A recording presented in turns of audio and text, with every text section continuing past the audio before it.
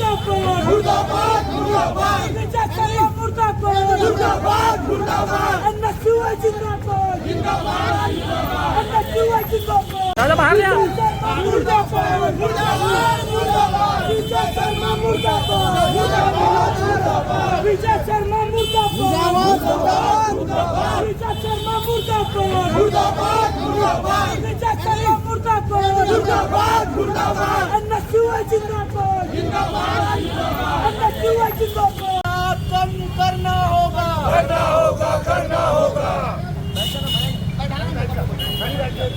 आज एनएसयूआई और युवा कांग्रेस के द्वारा संयुक्त रूप से गृह मंत्री विजय शर्मा का पुतला दान किया गया है। हमारे राजनांदगांव शहर में निरंतर बढ़ते अपराध को लेकर आज एनएसयूआई और युवा कांग्रेस ने एसपी साहब को चूड़ी भेंट करने आए थे।